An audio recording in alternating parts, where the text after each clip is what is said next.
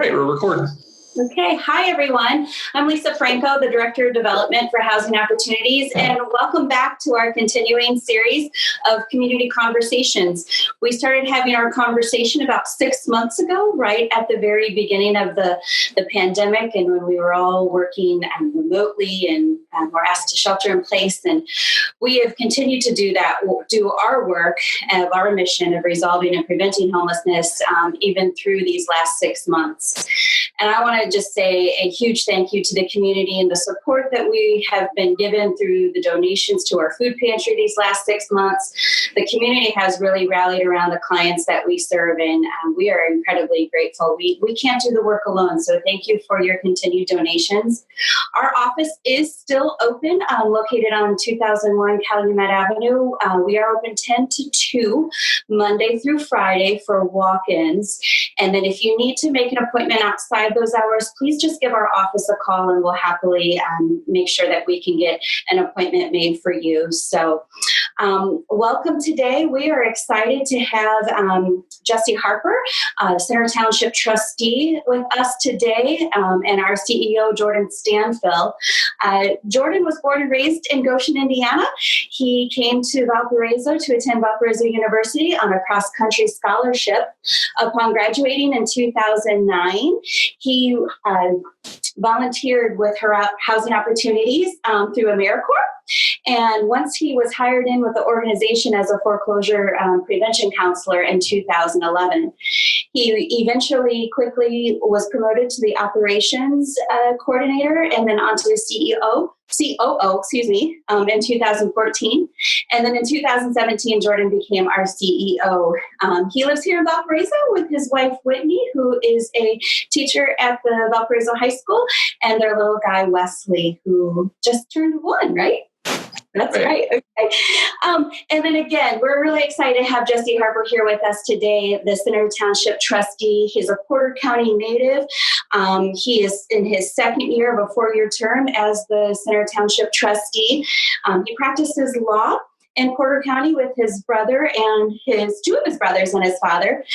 Jesse holds a BS in political science, specializing in public policy from California State Northridge, and a JD from Valparaiso University Law School. So without further ado, I'm going to hand it off to the guys, and we're going to talk about some really exciting things that we're doing in the community to make sure that we can continue to keep people housed here. So guys, it's all you. Thanks, Lisa.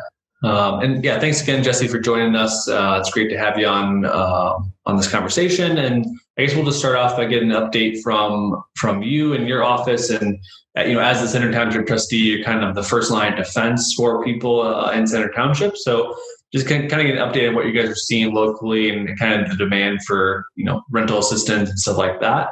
And then we'll kind of go from there. We have obviously seen an increase over prior years due to the coronavirus. And it's not only an increase in the number of new applicants we're seeing, but in the amounts that are needed. And the reason for that is that generally speaking, housing assistance or rental assistance, energy assistance with food usually impacts people from a lower socioeconomic strata. We all know that. And so, and these people generally struggle with that. We also know this year to year, and generally over a lot of years. So those people have accommodated themselves by finding apartments that are low rent, probably living in apartments that are not the right size for the number of individuals in the family, and anywhere from I would say average of $500 to $775 a month. Now we're seeing people that have lost their jobs, people that have been gainfully employed for years or decades, that their lifestyle had met that employment. So they had apartments that are $1,000, $1,200 a month. And those people are coming in for assistance. So we're seeing an increase in the number of applicants we're seeing, and we're also seeing an increase in the amount of need that is being asked for, because their apartments, essentially their rentals are more than the average trustee client. When this first, I don't want to say hit, but when we first recognized as a country that this was going to be something that was going to impact us, we at the trustee's office instituted a questionnaire for all of our new clients. And it's a 3 or 4 questionnaire. Have you been affected by the coronavirus? Have you lost your job due to the coronavirus, been laid off or furloughed? And has anyone in your family had the coronavirus or been tested? And so it's been interesting to see that data. I would say of the new clients we have, because we receive new clients every month anyway, outside of a pandemic. I would say of the new clients we have, I'd say probably 45 to 55% have been directly impacted by the coronavirus in terms of layoffs, less hours being worked. We can see it at the restaurants, even though they're back open, they aren't requiring as many hours from their employees. So I think this is something we're going to feel for obviously quite a few more months. Yeah, I think it's a great point too. I think a lot of us think, probably our jobs haven't been that affected by the pandemic. We're still working from home or from the office, just, doing that, still doing stuff just a little differently. But so many people, especially that lower, kind of hourly wage rate, are just, working way less hours or still not back to work and stuff too. And so, and that's been, now it's been 6, 7, 8 months since that kind of started. And I think people are really starting to feel that impact, where they're, maybe they're getting a little bit of income, but still not enough to sustain what they were used to, or, they already were pretty low income. So they even have less to work with now. Right. We're seeing a lot of that as well. We're seeing a lot of employees from restaurants, some employees from manufacturing. Obviously, a lot of employees from the service sector are our new clients. And oftentimes when we see people who have been employed or generally have been employed throughout their lifetimes, if we see them, it perhaps would be a one-time emergency situation or possibly for 2 months. Well, now we've been seeing these same people every month now since they're furloughed or they're laid off or they're cutting hours, because we just haven't gotten back to the place where we were before all of this happened. Yeah, absolutely. And are you seeing the biggest need as rent right now, or is it utilities, or is it something else? No, it's rent. It's always rent. We're very, very, very lucky at the trustee's office, Center Township trustee's office, because when I took office, we had a healthy rainy day fund. And at the very same time, we instituted the questionnaire for all of our new clients. I also went to the board, and I have a very forward-thinking board, thank goodness. And we appropriated some monies for emergency displacement, for response to emergencies. So we do have that as of now, and some of that can be recouped by the state, because obviously the state has provided money to the counties, where if we're expending this money as a trustee's office for rent due to the coronavirus, we can recoup some of that money from the CARES Act, which the state received from the federal government, which passed on to the counties. But I would say, by and large, the biggest expense has been rent, mostly because of the increase in the amount that has been paid out, because we're seeing people that have more expensive apartments.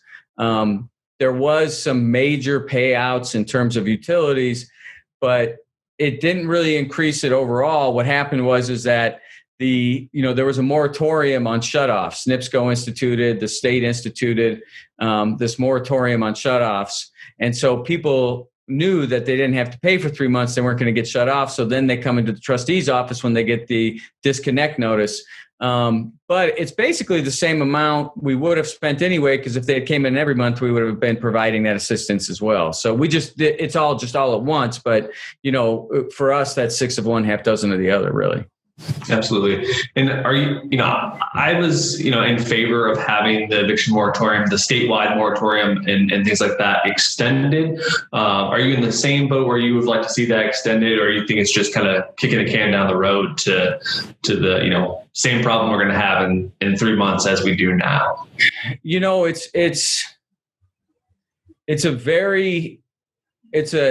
call this a conundrum.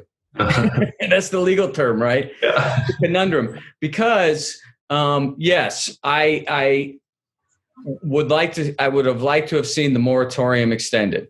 However, obviously there's going to be people who take advantage of the moratorium, right? And so there's people that maybe need to be evicted, not because of non-payment, but because of something else, right? And I think in reality, I think the moratorium did cover that, right? If you were doing something criminal in an apartment, I think the landlord could still remove you. But I would have liked to have seen that moratorium extended. I would have liked to have seen it extended maybe with some caveats. But I think we have to remember that this is something that's unfolding on a daily basis. So you really can't approach this like with surgical instruments. We have to approach it with, sledgehammers and jackhammers, right? So we sort of, I would rather have seen the blanket moratorium than nothing at all. If we had the time to get together all of the landlords and renters in a place and talk about the best way to do this, we just don't have the time to do that. I mean, there are, as you and I had discussed earlier, there's some, edicts and directives that are coming down from the CDC. The CDC has issued a directive on moratoriums because it's a direct public health issue. So the CDC has the power to do that. You do have to be affected by the coronavirus, and that one extends till December 31st of 2020. You do have to in some way have been affected by it. Exactly what does that mean? I don't know. It could be that your family member was in contact with someone with coronavirus. It could be you had it. It could be you think you have it. Maybe you have some of the symptoms. It's sort of hard to figure out what that is. And one of the other problems is, and Jordan, I don't know if you guys have experienced this. We've really experienced it. And on one hand, it's good. There are so many people doing so many different things. And we're talking, you now don't only have the federal government, you have, 3 or 4 individual federal agencies. You have state agencies. You have local agencies like the trustee's office. You have local nonprofits, NGOs.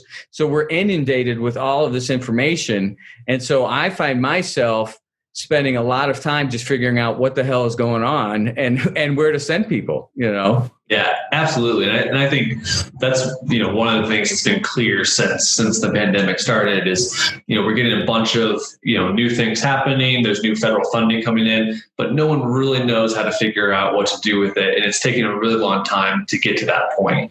So the state even opened up their rental assistance kind of hotline or website, the Indiana Housing Now website.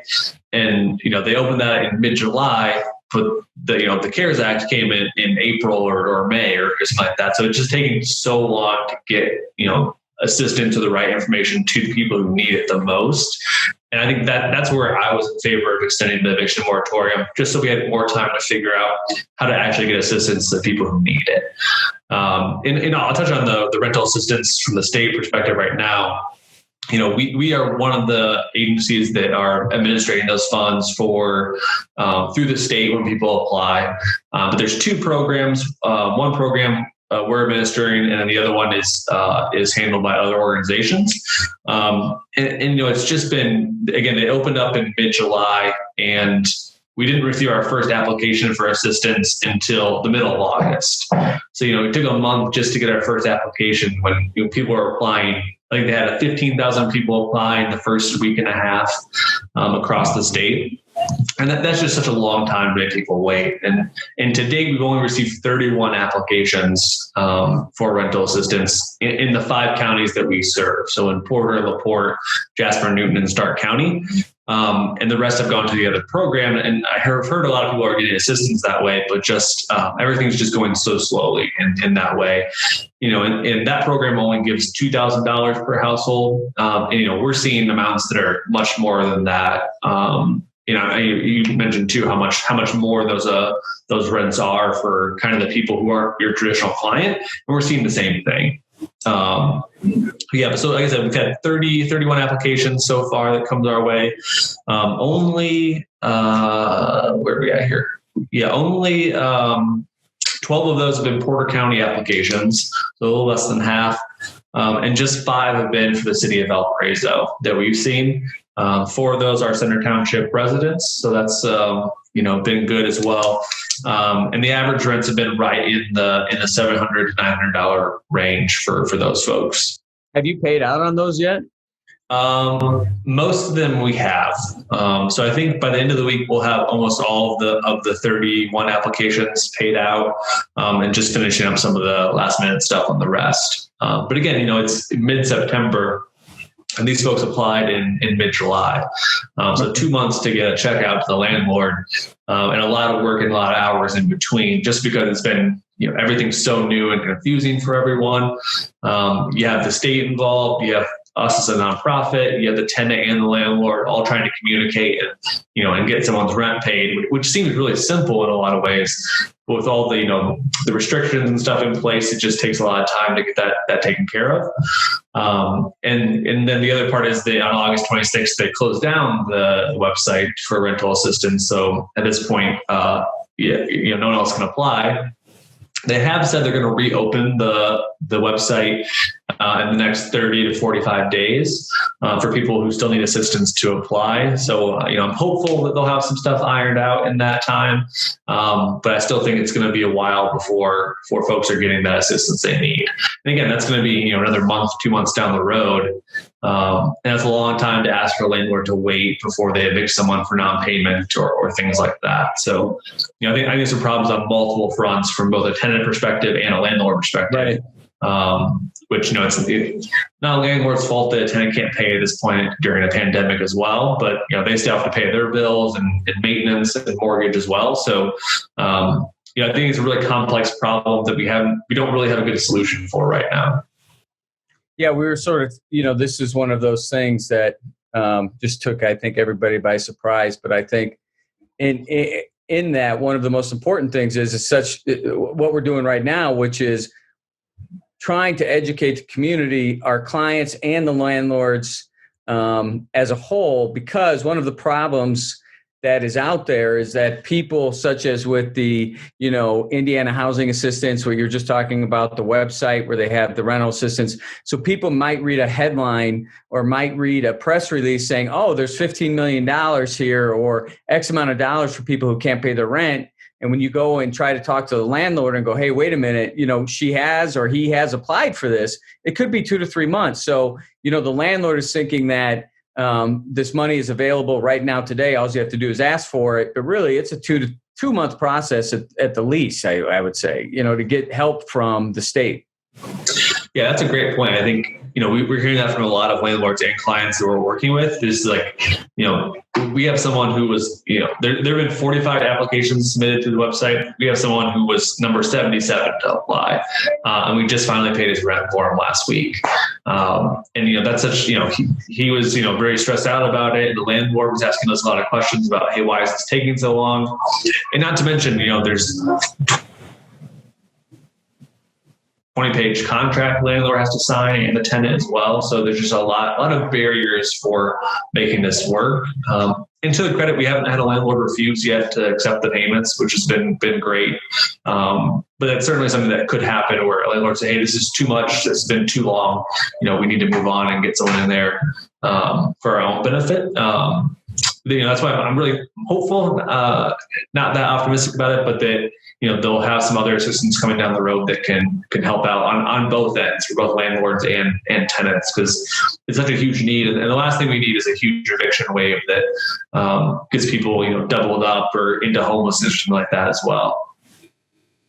Yeah.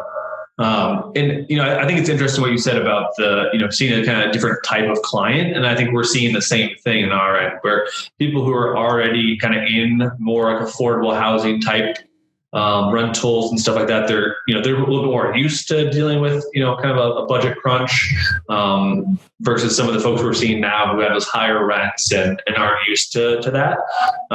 So I think that, kind of highlights the need right now for affordable housing or rentals that are appropriate for someone's income level too. Yeah, I definitely think we are seeing more of a non-traditional client over the last few months. Yeah, absolutely. About that. It's one of the reasons why we focus so much on rentals that are affordable for people who are lower income. And so we're excited. We're adding actually a new building in College Hill neighborhood. This month we'll close on the property to add 6 more units of affordable housing to people in Valparaiso. So we're excited about the opportunity to. How many units would that be then total in Center Township that Housing Opportunities has that you operate yourself? Yeah, so we have 180 units total across the 4 cities that we serve. So that's Portage, Valpo, Michigan City, and LaPorte. And in Valpo right now, we have 99 total apartments that we rent out. And about 75 of those are like just a traditional rental that someone pays a set rate, and it's just for people at lower income levels. So we're adding 6 more, so we'll be at around 80 at that point. But again, I think this highlights that need for that type of unit for especially those people at lower incomes. Because it kind of feels like a lot. Like now that I've seen it in writing, well, we have about 100 units here in Valpo, and it kind of feels like a lot on paper, but it's not a lot when you look at people are the size of our waiting list and stuff like that, and people needing those services. So being able to add some here and there is great, but. Project Neighbors are doing the same thing as well. We're working on some projects right now to help out. So, but it's not a huge impact that I think we're going to see here in the next 12 months. Yeah, I think it's interesting too. I said it sounds like a lot, 100 units. And when you tell people that, they may think that is taking a huge bite out of the need. And really it's not, because I can't tell you how many clients I have had come to me, and I have contacted Housing Opportunities on their behalf and, trying to find them a place to live. And, there's a long waiting list, in the Center Township, and there's a long waiting list for a place to live, and these are people who have some funds to pay for a place, and there's still an incredible amount of hoops we have to jump through and time that has to be expended to try to find them a place. And then at the end of it, there's usually a wait because there is such a need. Yeah, probably I think we estimate people are on our wait list at least 6 months before we have a potential opening. And that's just a really long time for someone who's, really housing insecure to wait for an available rental, especially if they're doubled up with family or friends. Like, it's not usually that long of a wait people will give their, friend or family member to stay with them. So, being able to get more units to kind of shorten that wait list, I think is a big goal of ours in the next couple of years to help meet that need and meet more immediate demand for people as well. And switching gears a little bit, you mentioned a little bit earlier about the CDC eviction moratorium. Do you want to talk a little bit more about that and some of the confusion around it, and some advice from the lawyerly side of you that can help some folks out who might need that protection? Well, the CDC only, as far as I know, can only set forward an edict or an order or a moratorium based on public health, right? So the director of the CDC does have the power to, in fact, issue a moratorium on evictions, although it has to fit within certain parameters, right? And those parameters, in a broad sense are, if you have been affected by the coronavirus, right? And you being homeless or you being evicted would, cause a public health emergency or a public health, it would be detrimental to public health if you were evicted. Now, what exactly does that mean? How is it proven? I don't know. We haven't had anyone, as far as I know, I haven't talked to my chief deputy or my clerk to see if we've had anyone call and ask us about that. It is from, I think, September 4th to December 31st right now. It doesn't in any way supersede any state moratorium or any federal moratorium. We did have some forward-thinking people in Porter County. I'm thinking of Judge Dave Chittister, who can't actually issue a moratorium on evictions. But what he did when this all first started happening was he said, well, my court's not going to do evictions. So, he can do that. And so, I think slowly but surely, as the economy tends to recover, people think that there's no longer a need, but we know that there is, and hence that's why the CDC directive came out. Now, I don't know if you have talked to anyone who's asked you about it. No one, as far as I know, has asked the trustee's office yet about it. Yeah, we've gotten just a couple calls on it, and I think people were just more curious about it than anything. And, I guess what we've been doing is trying to direct them to a resource that can give them a little more information. Like you said, there's a lot of unknowns around it in terms of what the burden of proof is and stuff like that as well. We do know there's a form they can fill out and give to their landlord kind of requesting that eviction stay. But it does ask you to quantify that you've been affected by coronavirus and that it will present a public health crisis if you're to lose your housing, so that you don't have a place to go, or you'll be doubled up in housing with too many people, or you have the potential to spread. Right, exactly. And that's really what I think they're most concerned with, is that they don't want to have anyone evicted who has come into contact with someone someone who has the symptoms, but maybe has tested negative.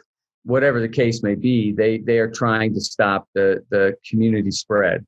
Yeah, right. I think, that's also something that, can cause confusion in terms of, I think people look at it and they're looking at it from a public health crisis, and most people are looking at it from a housing crisis. Right. And, they may seem similar at first, but at some point they're going to diverge a little bit when, if people no longer see it as a public health crisis, something like that too. So I think there's, a lot to unpack there that is just too new right now. Well, we do know that at some point, when we start coming through on the other side of this, I was really afraid that they weren't going to pass the Second CARE Act. It looks like they are going to pass an addendum to that with another $500 billion. I'm talking to the federal government. I was really afraid that wasn't going to happen, because then we really would have seen our numbers go up.